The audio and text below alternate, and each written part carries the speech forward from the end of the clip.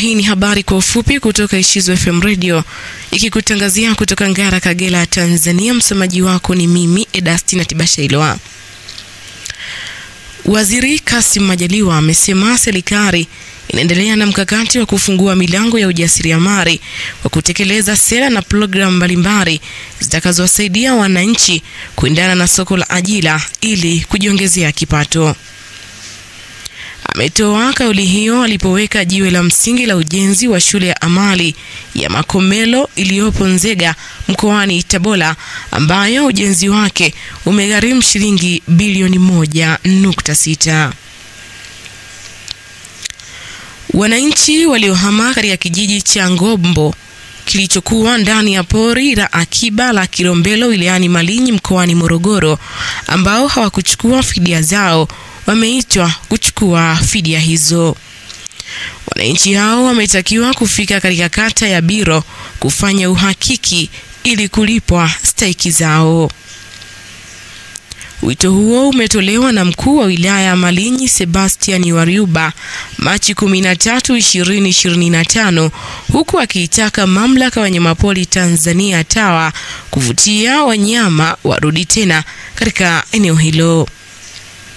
Afisa habari wa mamlaka ya wanyamapori Tanzania Beatus Maganja amesema wananchi waliohama kwa hiari katika pori hilo wameonyesha uzalendo kwa maslahi ya uhifadhi wa taifa.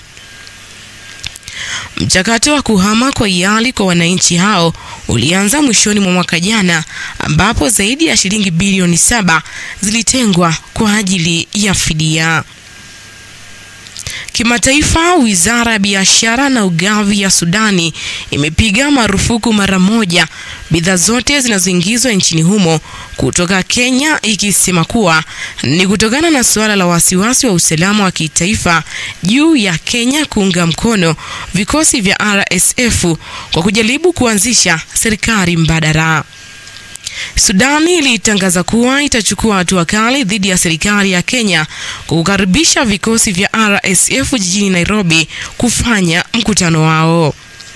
Hata hivyo, Kenya ilijitetea kuwa haijakiuka mkataba wa Umoja wa Mataifa na misingi ya Umoja wa Afrika wala mkataba wa kuzuia uhalifu wa kimbari kama inavyodaiwa na Sudani.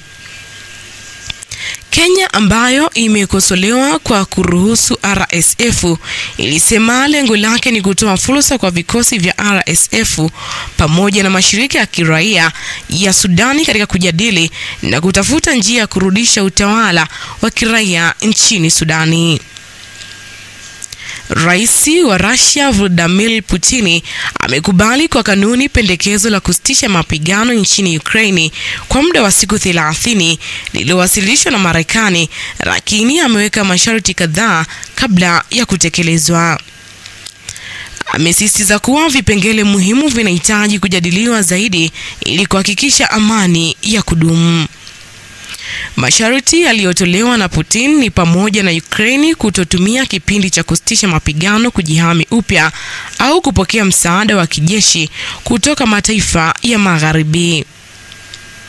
Mengine ni kutambuliwa kwa maeneo ambayo Russia imeadhibiti kama sehemu yao, na Ukraine kujiondoa katika azma yake ya kujiunga na jumuiya ya kujihami ya mataifa ya Magharibi na kukubali hali ya kutokufungamana na kijeshi.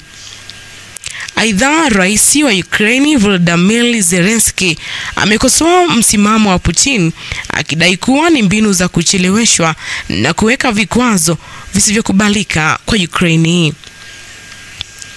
Kwa upande wake, rais wa Marekani Donald Trump ameonyesha matumaini makini kuhusu kauli ya Putin, lakini amesisitiza haja ya mazungumzo zaidi ili kufikia makubaliano ya kina. Na huu ndio mwisho wa habari kwa ufupi kutoka Ishizo FM Radio.